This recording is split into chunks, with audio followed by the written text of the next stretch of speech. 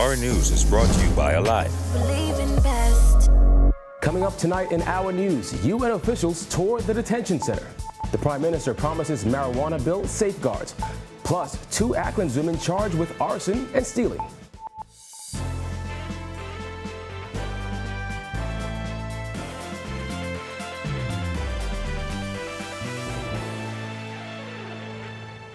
Welcome to Our News, and thank you for joining us. I'm Kyle Joaquin. Topping news tonight, Prime Minister Dr. Hubert Minnis revealing today that his government is now working to fine-tune the components of the marijuana bill to guard against abuse. Jasmine Brown has the story. The Prime Minister gave an update on the marijuana bill this morning, days after Bahamas Christian Council President Bishop Delton Fernander called for more safety measures to be put in place. We're looking specifically at medicinal marijuana, and you'd have, just like we did with the National Drug Plan, where we had specific committees that monitor disease processes so that new diseases can be added to the list of requirement for marijuana. The government's proposed medicinal cannabis bill 2021 would establish an authority to lay out the framework of a medical marijuana industry in the Bahamas that would enable the licensed cultivation, importation, exportation, processing, transportation, and research of medicinal cannabis. The legislation would also allow for medical doctors to issue prescriptions for marijuana for patients aged 21 and older that could be filled at local pharmacies. Those under the age of 21 would be permitted to use prescribed medicinal cannabis if granted consent by a parent or legal guardian. The Prime Minister said safeguards will be in place. We would have a specific committee to ensure that even the physicians who are involved in prescribing that as a medication go through special training and understanding so that there would be no abuse or mishandling. According to an updated copy of the bill, the Minister of Health would, on nomination by the Medical Council and Pharmacy Council, appoint a committee to review and recommend the medical conditions for which medicinal cannabis can be prescribed and dispensed. The committee would also review and approve training programs on the management of cannabis as a medicine to be undertaken by medical practitioners, pharmacists, and holders of retail dispensing licenses. It would be handled almost similar to narcotics. As you know, as a physician, we can only prescribe a certain amount of, let's say, morphine, cocaine, etc. And that is to monitor the situation so that we don't end up in a situation where individuals or physicians themselves abuse it. As for when the marijuana bill will be tabled in Parliament, Minnis said that is still to be determined. I couldn't answer that at this particular point in time, because at this point in time, obviously, we've gone through a process already in the House of Assembly, and we would be doing the budgetary items at this point in time. So, reporting for Our News, I'm Jasmine Brown. A delegation of United Nations officials toured the Carmichael Road Detention Center today. Jared Higgs was on hand and tells us despite an invitation, media personnel weren't allowed in. Neither cameras nor reporters were allowed inside the detention center on Friday as UN officials toured the facility. They were led by officer in charge of the detention center, Peter Joseph. Only Bahamas Information Services, the government's communications branch, was allowed in. Eventually, those UN reps spoke to reporters outside the gates. We agreed that we would come and visit here today because we know this is an important issue. We would come and visit this facility and really discuss with government ways we can work together to continue to ensure that this particularly vulnerable population is always treated with dignity, has access to due process, and is, of course, handled in the context with commitments to human rights. Human rights activists have been critical of the detention center's operations. A 2019 submission by Rights Bahamas to the Inter-American Commission on Human Rights described the facility as overcrowded, with its detainees suffering from poor nutrition and hygiene. Government described that report as overstated and inaccurate. The UN's resident coordinator for the Bahamas, Gary Canill, wouldn't say what they saw inside as he struck a diplomatic tone with media. Now, the tour today, I think, was extremely constructive, allowed us to see the amount of effort that's been done to ensure that people are treated well with dignity. It also allows us to discuss with government possible areas where we can help improve because, of course, as you understand, this is an ongoing process. The United Nations has been critical of the Bahamas' handling of shantytown demolitions on Abaco.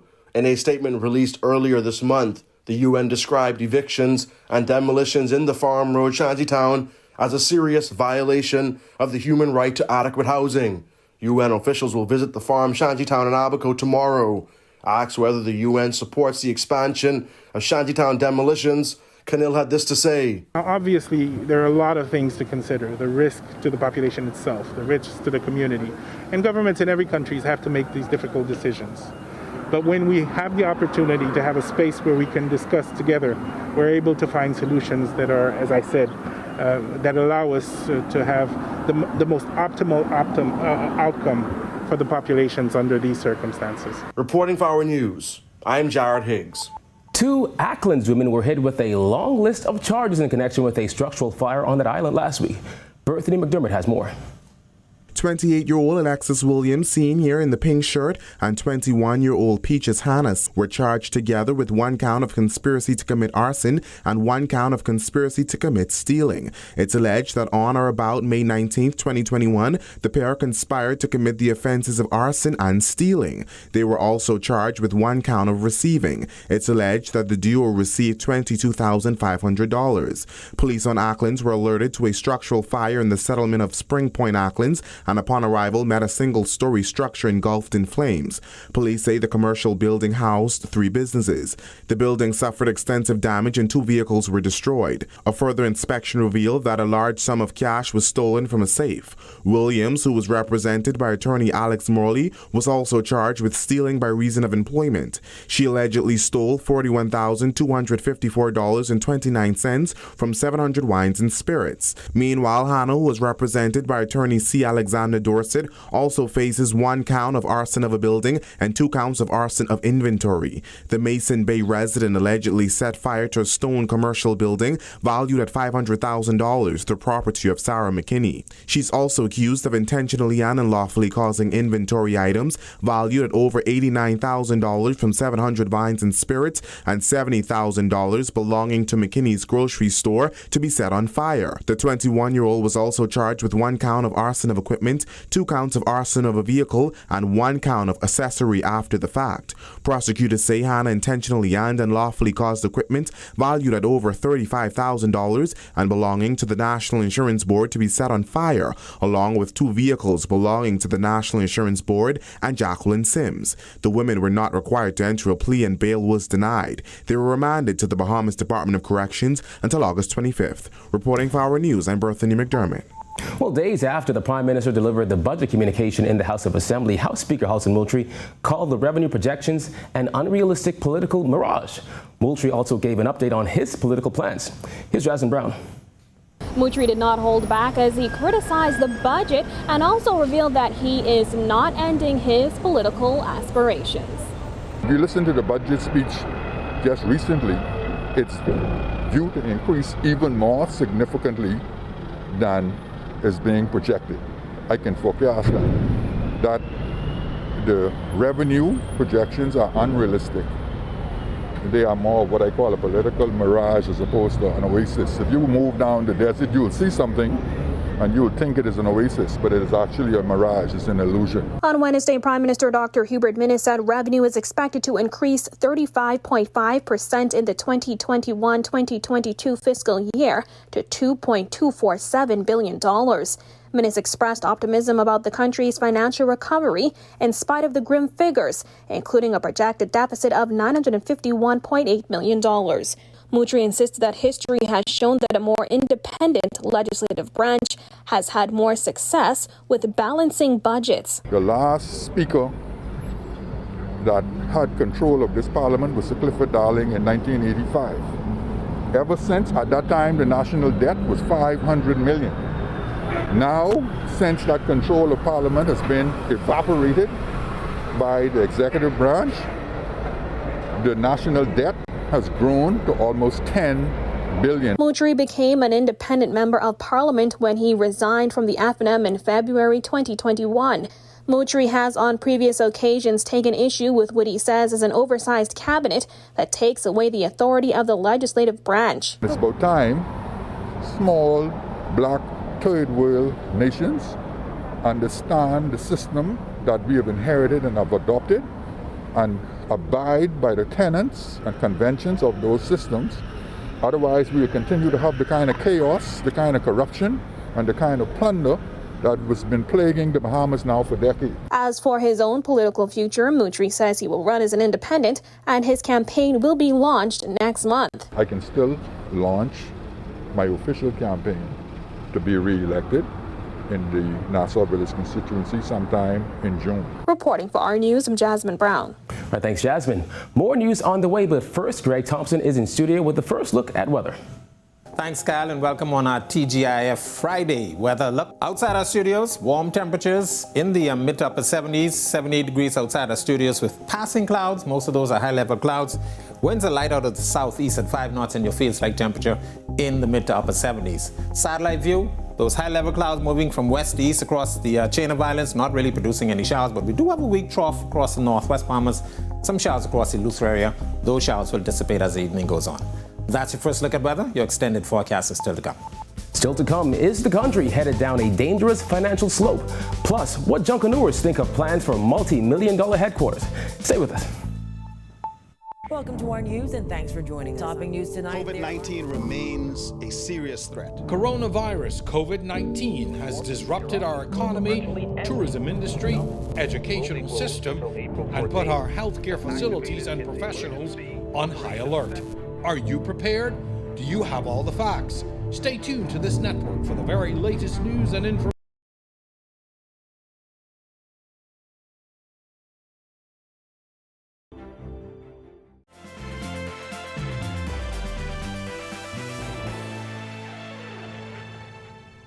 Economist and former Bahamas Chamber of Commerce CEO Edison Sumner weighing in on the government's new budget and plans for more borrowing, calling it a dangerous slope. He said while management will play a big role, this is money the next generation will have to pay back. That's a very high number. That is going to be paid for the next generation, probably. Sumner said the truth is the country will never get away from having some sort of debt. However, when it comes to the level of borrowing currently being undertaken, there is cause for concern. As long as we're able to manage the way we acquire debt, the way we repay debt, and not being sure that when the creditors come a-calling, that we have the ability and the capacity to repay. If that doesn't happen, then yes, we are certainly going to be in a very precarious and a very dangerous situation. So it really right now rests almost entirely on the leadership's ability and the country's ability to manage our current situation. On Wednesday, while delivering his budget communication to Parliament, Prime Minister Dr. Hubert Minnis tabled a resolution revealing government's intention to borrow nearly $900,000 over the next fiscal year. In all, government projects to take in $1.8 billion in proceeds from borrowing during that year. One of the strongest economies, certainly in the Caribbean, but even with the strength of our economy, notwithstanding the challenges coming out of Dorian and COVID, that $500 million a year is a heavy number to carry. It's going to be essentially mortgaging some of the future of our children who are going to be paying this debt back for the next many years to come. He said it's going to take innovative and prudent moves as well as strong negotiations on behalf of the country.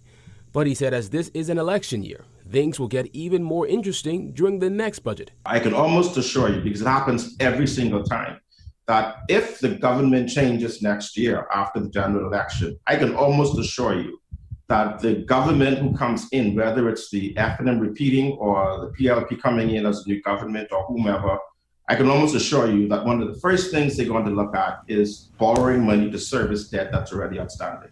Junkanoo Corporation of New Providence Chairman Dion Miller calling it welcome news that the government has allocated $2 million in the upcoming budget for Junkanoo groups to build their own headquarters. Miller said after repeated assurances by the Prime Minister that there would be more investment in Junkanoo, he was glad to see the promise is being kept. We are just delighted that finally we heard words in the hollowed halls of Parliament and that the government would be assisting us and securing crown land and building proper structure for our Junkanoo groups. Miller said while groups need much more than $2 million, it is a start. If we want to progress Junkanoo and take Junkanoo to the next level, we have to ensure that these Junkanoo groups have the proper facilities to be able to do business, keep themselves safe, attract tourists, attract the Bahamian people so everyone can feel safe and a nice, clean, sterile environment. So I'm excited. A group of farmers is calling for stiffer penalties for thieves after they say they've lost hundreds of crops and livestock to theft. Jillian Gray has their story. Theft happens on a weekly basis for us. We have people that come to our farm, they take the trees right out of the ground. That's the cry of farmer Paul Melis, who says for decades farmers have suffered from theft. The Melis family farm has grown mangoes for many years, and Melis estimates that a quarter of their crops are lost to theft. If you cannot instill fear into a thief or a tradition, a culture of thieves, then you can't expect the police, with no evidence, relying on the burden of proof, relying on the criminal justice system, to come in and find and apprehend these people. We have to be able to defend ourselves on the spot. He's not alone. Farmers say they've had sheep, goats, and even equipment stolen, and they want justice. Beekeeper Garth Maynard Roseborough says theft from food producers is a threat to food security. You can imagine what it will now take to just come about and reconstruct and produce once again. It's a risk that you have to take. Your monies are invested. What is the return on that investment when someone steals it from you? All it results in is fail.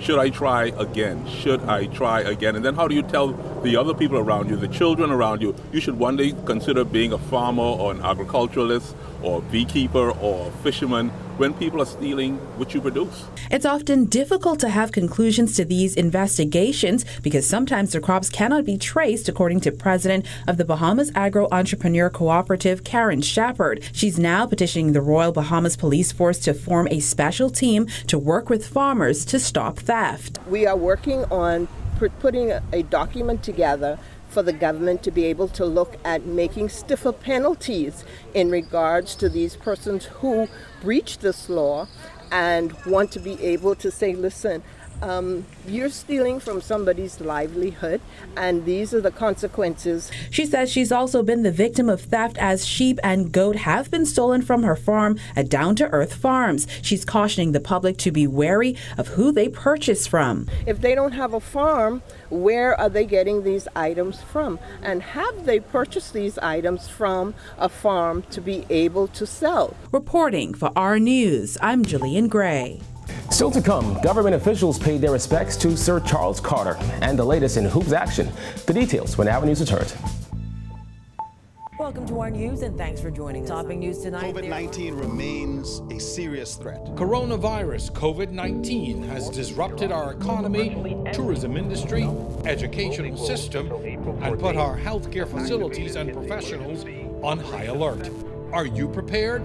Do you have all the facts? Stay tuned to this network for the very latest news and information on this global pandemic.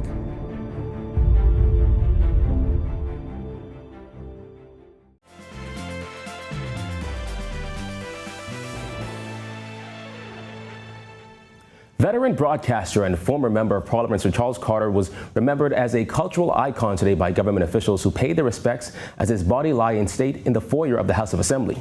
Among those signing the book of condolences were Opposition Leader Philip Davis and House Speaker Halson Mutri.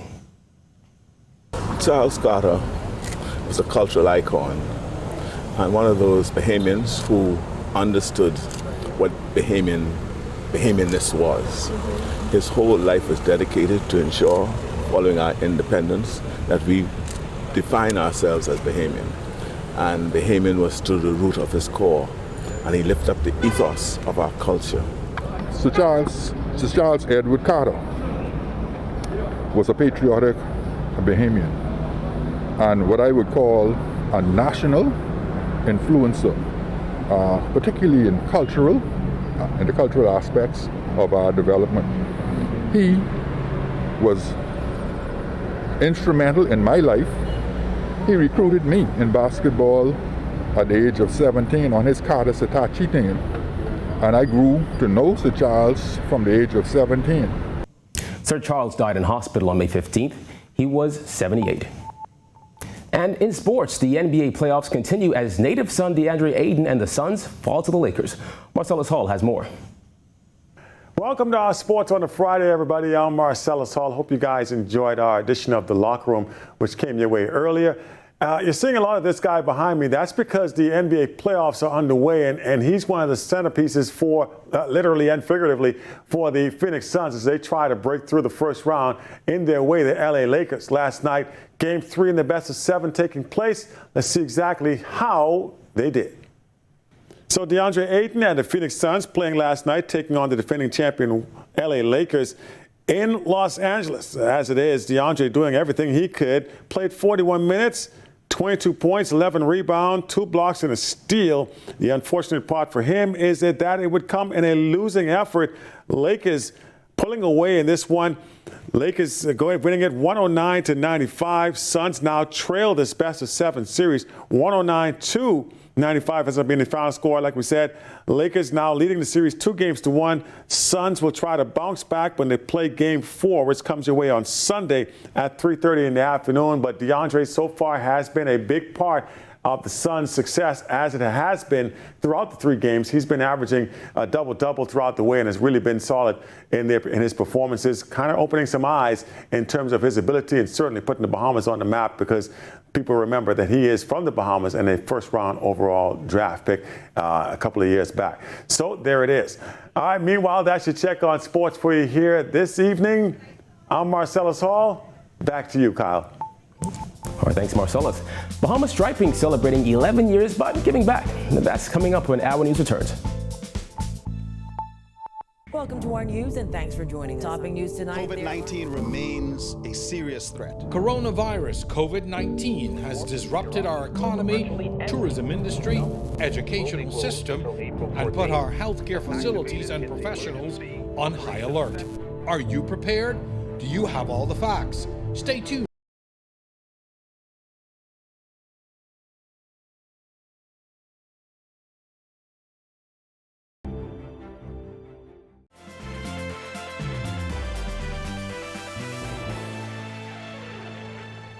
Well, it's the weekend, finally, and Greg is back in the Weather Center with your extended weather forecast.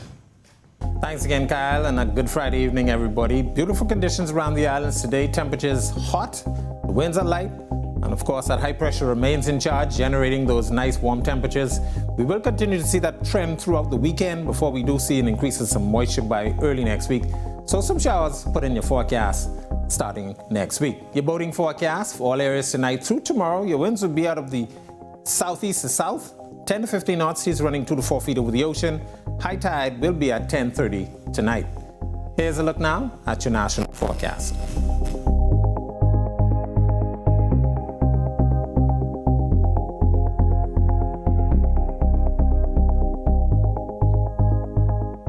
A look now at your extended forecast through Wednesday.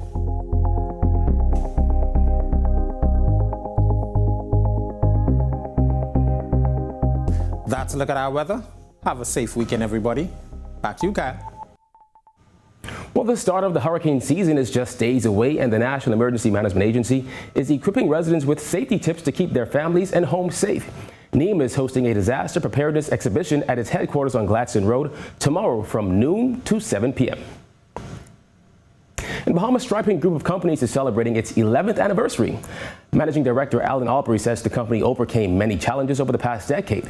To celebrate this accomplishment, Bahamas Striping plans to feed 2,000 families across the country. We're seeking to feed some 2,000 families throughout the Commonwealth of the Bahamas, and those donations will be done in partnership with Rotary, whom we've partnered on numerous community initiatives with. And the food coupons will be given in two tranches, food parcels to several of the islands, or some of the islands, and in others there would be $25 gift certificates. Bahamas Striping will partner with the Rotary Club for the feeding initiative. Rotary Club past Assistant Governor Mario Smith applauded the company's commitment to helping those in need. Bahamas Striping has always been and continues to be that company that is totally aware of its corporate social responsibility, and one that has demonstrated through its actions its commitment to Rotary ideals and principles and service to the Bahamas communities, inclusive of the Family Islands. Well, thank you for joining us for Our News tonight. On behalf of the entire team, I'm Kyle Joaquin. We will see you right back here tomorrow night for Our News Weekend with Giorgio Bain. Have a good Friday evening, Bahamas.